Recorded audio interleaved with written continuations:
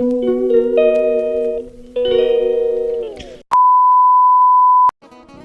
বন্ধুরা, তোমরা কেমন আছো? আশা করি সবাই ভালো আছো, সুস্থ আছো। আমিও ভালো আছি। অন্বেষা বীরভূম লাইফের নতুন একটা ভিডিওতে তোমাদের অনেক অনেক স্বাগত। তো চলে এসেছি আবার একটা ভিডিও নিয়ে। তোমরা ভাবছো এটা আমি আবার কোথায় এসেছি? হ্যাঁ, তোমরা অনেকেই যারা আমার ব্লগ রেগুলার দেখো তারা বুঝতে পারবে আমি আমার বাপের বাড়ি এসেছি। তো সেই ভিডিওটা করা হয়নি।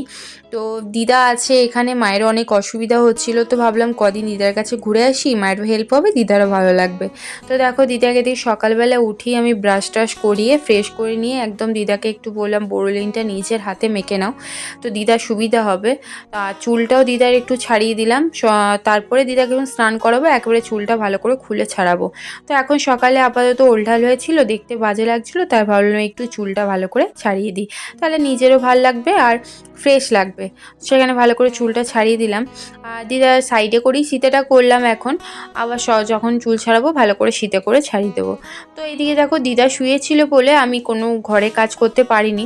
তো যেহেতু দিদাকে তো ওঠানো যাবে না, তো সেইভাবে এদিক আর ওদিক করে কোনো রকম বিছানাটা জিনিসগুলো গুটিয়ে বিছানাটা ভালো করে ঝেড়ে দিলাম, কারণ দিদা তো সারাক্ষণ ধরো বিছানাতেই থাকে, বিছানাতেই খাওয়া দাওয়া হয়, তো টুকিটাকি নোংরা তো পড়েই থাকে, আর বিছানাতে কেউ একজন শুয়ে থাকলে তো নোংরাই থাকবে বলো। তো সেই কারণে ভালো করে এদিক ওদিক করে ঝেড়ে দিলাম। তারপরে কিছু জিনিস ঝুলছিল খাটের আলনাতে, সেগুলোও পরিষ্কার করে দিলাম, ঘরটা ভালো করে ঝাঁট দিয়ে নিলাম, কারণ ওটার জন্য আটকে ছিল, ঘরটা ঝাঁট দেওয়া হয়নি। আর বাইরেটা দেখতে পাচ্ছ প্রচণ্ড ধুলো, প্রচণ্ড ধুলো, তোমরা ক্যামেরাতেই বুঝতে পারবে যে কতটা ধুলো উঠছে। আর ঘরে কাজ হচ্ছে তো মিস্ত্রি কাজ হচ্ছে, তো সেই কারণে সিমেন্ট বালি ধুলো কি নেই ঘরটাতে পুরো বুঝতে পারবে।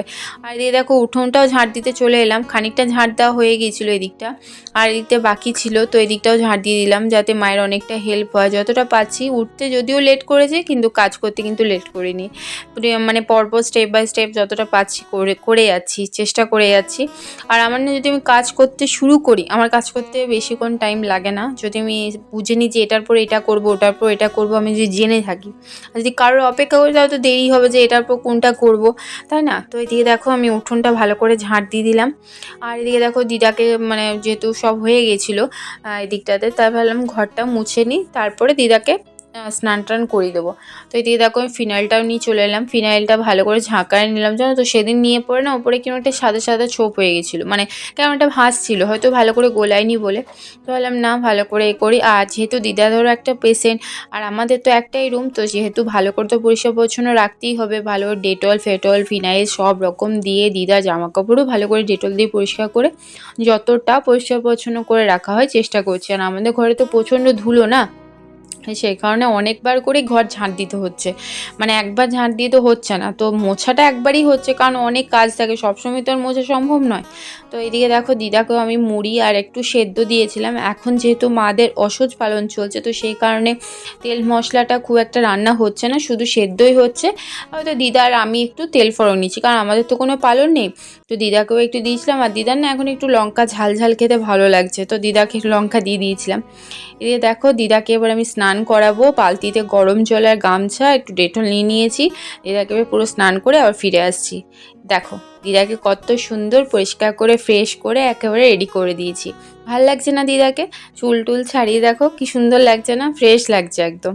আর এদিকে দেখো মা কতগুলো জামা কাপড় ভিজিয়ে কেচে নিয়ে চলে এসেছিলো, ওগুলো এবারে মা বললো ডেটলে ভিজিয়ে রাখতে হবে। বেশ ঠিক আছে। দেখো আর তোমাদেরকে দেখাচ্ছি, দেখো ঘরটার কি অবস্থা, চারিদিকে বালি, এদিকে দেখো এখানে মাটি খোঁড়া হয়েছে, রান্নাঘরের অবস্থা যাতা অবস্থা, কিছু করার নেই তো। আর মিস্ত্রি আসছে না, এদিকে দেখো মা এদিকে ডেটল দিয়ে ভিজিয়ে রেখেছিলো, তো পরে বললো মিলে দেবো, তো ঠিক আছে। আবার দেখো আমি ঘর ঝাঁট দিতে চলে এলাম, কারণ আমার ভাই আছে সাইকেলটাকে চারবার করে বার করছে, চারবার করে ঢুকাচ্ছে, বালি হচ্ছে তো, আর ঘরে এত বালি না ভালো লাগছে না, তো ঝাঁটটাই দিতে হবে, কারণ মোছা হবে না। তো কতবার যে ঝাঁট দিচ্ছি তোমরা চিন্তা করতে পারবে না। তো ভালো করে একবার ঝাঁট দিয়ে দিলাম, আবারও দেখবো সাইকেল ঢুকেছে, আমাকে আবার ঝাঁট দিতে হবে। তো এরকম করে বারবার করে কবার যে ঝাঁট দিচ্ছি গুনলে অগন্তি বার ঝাঁট দেওয়া হচ্ছে। তো এদিকে দেখো আমাদের নতুন একটা বাথরুম করা হচ্ছে ঘরের মধ্যে, এমার্জেন্সি, যেহেতু দিদা আছে, দিদা তো বাইরে যেতে পারবে না, তো সেই কারণে। আর এদিকে দেখো দিদা বলে একটু শোবো, তাই দিদাকে একটু ভালো করে শুইয়ে দিলাম আস্তে আস্তে। দিদা এখন অনেকটা পারছে, কারণ দিদাকে এখন শুয়ে শুয়ে পা উঠিয়ে এগুলো করতে বলেছে। তো দিদা অনেকক্ষণই বসেছিল, যেহেতু শরীরটা তো অত এখনও স্ট্রং হয়নি তাই অতক্ষণ বসে থাকতে পারছে না। তো দিদাকে একটু ভালো করে ঢাকাঢুকি দিয়ে ভালো করে শুইয়ে দিলাম।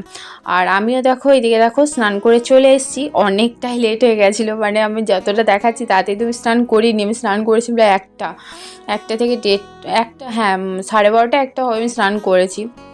তো এসে পড়তে কিছু স্কিন কেয়ার তো করতে হয়, মানে গ্রীষ্মকালে দেখবে অত দরকার পড়ে না, একটু চুলটা ঠিক করে নিলাম, হালকা পাউডার নিয়ে নিলাম, ঠিক আছে। কিন্তু শীতকালে না নিয়ে তুই থাকতেই পারবে না। মুখটা এত চচ্চর করছে, ঠোঁট চচ্চর করছে, হাত পা চচ্চর করছে, কিছু তো মাখতে হবে। তো ভালো করে ক্রিম টিম মেখে নিলাম। তোমরা অনেকে ভিডিওতে দেখে পড়ো, অনেক বলতে পারো বাবা এটা মাখছে ওটা মাখছে কমেন্ট করে, বা দেখে তো সমালোচনা করতে, তাতে আমার কোনো যায় আসে না। তা আমি যখন সবটাই দেখাচ্ছি এটা কেন দেখানো বলো। তো এদিকে দেখো আমি ভালো করে চুল ছাড়াইনি, সিঁদুর পরে নিলাম ব্যাস। আর একটু বডি অয়েল নিয়ে নেবো কারণ গাটাও প্রচণ্ড চরচর করছিল। তো এদিকে দিদার দিকেই আর যতটা পেরেছি মাকে হেল্প করার চেষ্টা করেছি, তাতে অনেকটাই লেট হয়ে গেছিলো। মায়েরও এদিকে রান্নাবান্না হয়ে গেছিলো। তো আমিও পুরো রেডি, এবারে যাব খেয়ে দিয়ে তারপরে একটু শোবো। তো দেখো আমি ফ্রেশ হয়ে নিয়েছি এদিকে। আর একবার ভাবলাম যে অনেকক্ষণ ধরে এদিক ওদিক করছি, একটু কাকিমাদের ঘর যাইতে। দেখো কাকিমাদের ঘর এলাম, মানে আমার ঘর বলতে ঘরেই কাকিমাদের ঘরটা নতুন করেছে। কেমন আছো? আমি দেখো এখন মুখ ধুবো। হাতটা দেখাও এই একটু দেখাও।